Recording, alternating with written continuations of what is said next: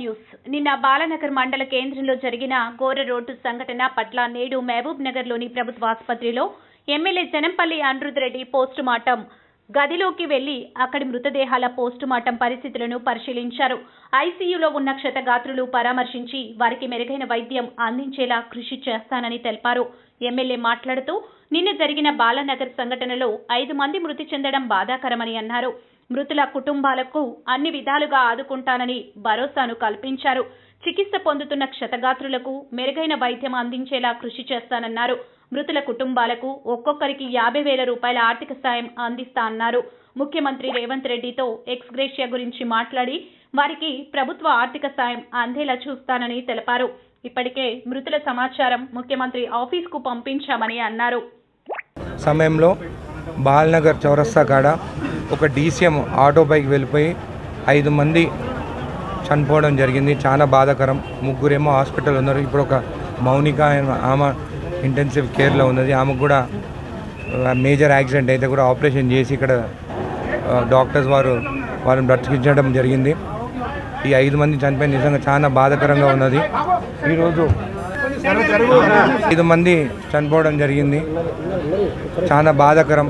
బీబీనగర్ తాండా నుండి, బాలనగర్ నుండి, మోతిగన్పూర్ గ్రామం నుండి నిన్న నాకు తెలియంగానే చాలా బాధ అనిపించి నేను కలెక్టర్ గారికి, ఎస్పీ గారితో మాట్లాడిన, అదేవిధంగా సీఎం గారి సెక్రటరీ అజిత్ గారితో కూడా మాట్లాడడం జరిగింది వాళ్ళకి ఎక్స్గ్రేషియా గురించి.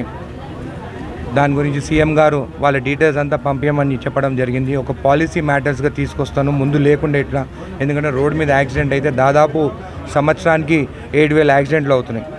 ఇప్పుడు ఒకరికి ఇచ్చి ఒకరికి అన్నట్టు ఉండకుండా ఒక పాలసీగా ముందు ఇట్లా పాలసీ మ్యాటర్స్ లేకుండే ఇష్టం వచ్చినట్టు కరీంనగర్లో 10 లక్షలు, వేరే దగ్గర 5 లక్షలు, ఇక్కడ ఒకటి అని చెప్పేది. ఇక్కడ ఇవన్నీ కూడా ఇవ్వలేదు. కాబట్టి నేను దాని గురించి మాట్లాడను. సీఎం గారు స్పష్టంగా చెప్పినారు, ఒక పాలసీని తీసుకొస్తాను, ఎక్కడెక్కడైతే యాక్సిడెంట్స్ అవుతున్నాయో కూడా ఆ డీటెయిల్స్ ఇవ్వమని చెప్పినారు. ఆర్ఎన్బి డిపార్ట్మెంట్కి, అదేవిధంగా నేషనల్ హైవేస్ కూడా వాళ్ళకు కూడా ఇన్ఫర్మేషన్ ఇవ్వడం జరిగింది. ఎక్కడెక్కడైతే బ్రిడ్జెస్ కావాలనో బాలనగర్ కానీ, రాజాపూర్ కానీ, మా గ్రామం రంగారెడ్డిగూడెం కూడా అట్లనే హైవే పైన. ఎందుకంటే ఇక్కడనే బాగా యాక్సిడెంట్స్ అవుతున్నాయి. ఇంకా అంగడి టైంలో అందరు రోడ్ మీదకి వస్తుంటే కూడా స్పీడ్గా డీసీఎం పోలీస్ వాళ్ళతో కూడా మాట్లాడడం జరిగింది. వాళ్ళు ఎప్పుడు బ్యారికేడ్స్ పెట్టి అక్కడ ఉండేది, కానీ పాపం ఆ బ్యారికేడ్స్ వేరే వెహికల్స్ డ్యామేజ్ చేసేందుకు ఆ వెల్డింగ్ కోసం పోయిన సమయంలో పాపం ఈ యాక్సిడెంట్ జరిగింది. లేకుంటే ఈ యాక్సిడెంట్ జరగకపోతుండే. కాబట్టి బ్రిడ్జ్ కోసము పోయిన గవర్నమెంట్లో కూడా వాళ్ళు అప్లికేషన్స్ పెట్టినారంటే బ్రిడ్జ్ రాలేదని. ఆ అప్లికేషన్స్ ఎక్కడ పెండింగ్ ఉన్నాయో దాన్ని ముందుకు తీసుకెళ్ళి బ్రిడ్జెస్ వచ్చేటట్టు మేము సహకరిస్తాం, వాళ్ళతో మాట్లాడతామని చెప్పి కూడా తెలియజేస్తాం. నా సొంతంగా ప్రతి కుటుంబానికి నేను 50,000 రూపాయలు వాళ్ళకి నా సొంతంగా ఇవ్వాలని అనుకుంటున్నాను, వాళ్ళకి ఇస్తాను. అదేవిధంగా గవర్నమెంట్ నుండి కూడా ఎక్స్గ్రేషియా రావాలని కూడా వాళ్ళ ఇన్ఫర్మేషన్ డీటెయిల్స్ అన్నీ కూడా మా సీఎం గారికి పంపిస్తానని చెప్పి కూడా తెలియజేస్తున్నాను. డాక్టర్ గారిని కూడా అమితంగా తెలియజేస్తున్నాను. మౌనిక అనే ఆమె ఆమెకు మేజర్ యాక్సిడెంట్ అయ్యి కడుపు నుంచి పేగులు కూడా బయటికి వస్తే కూడా డాక్టర్ గారు ఆపరేషన్ చేసి వెంటిలేటర్ పైన ఉంటే ఇప్పుడు ఆ పాప చూసి కూడా నాకు నమస్తే పెట్టింది ఆమె. కాబట్టి డాక్టర్ గారు కూడా థ్యాంక్స్ చెప్తున్నాను. ఆమెను పాపం బాగా చూసుకొని డాక్టర్ గారు 23 ఇయర్స్ పాప ఆమె వాళ్ళ తల్లిదండ్రులను చూసుకోవాల్సి వచ్చిన టైంలోనే వాళ్ళకి ఇట్లా జరిగింది. కాబట్టి అందరికీ, ఆ కుటుంబ సభ్యులకు అందరికీ నేను తెలియజేస్తున్నాను, ఈ యాక్సిడెంట్ వల్ల మీకు నిజంగా మీ కుటుంబానికి ఏదైతే మీరు బాధాకరంగా ఇప్పుడు ఉన్నారో నిజంగా నేను వాళ్ళని అయితే వెనుకకైతే తీసుకురాలేను, కానీ మీ కుటుంబానికి మేము అండగా నిలబడతామని చెప్పి కూడా మా గవర్నమెంట్ కూడా సీఎం రేవంత్ రెడ్డి గారు కూడా నాకు చెప్పడం జరిగింది. ఆయన కూడా బాధపడ్డాడు.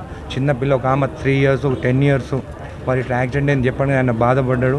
నిన్న టేకాఫ్ అయ్యే టైంలో, ఢిల్లీ నుంచి టేకాఫ్ అయ్యే టైంలో 1 నిమిషంలో ఇన్ఫర్మేషన్ ఇస్తే దిగిన తర్వాత ఇమీడియట్గా మళ్ళీ ఫోన్ చేయడం జరిగింది. ఎట్లా ఎవరు ఉన్నారు, ఏ హాస్పిటల్ ఉన్నారని కూడా ఇన్ఫర్మేషన్ తీసుకున్నారు.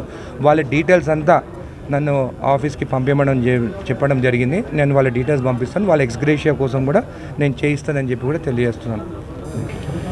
అందరికీ నమస్కారం అండి. సో నిన్న సాయంత్రం జరిగిన యాక్సిడెంట్లో మౌనిక అనే అమ్మాయి తీవ్రంగా గాయపడి వచ్చింది.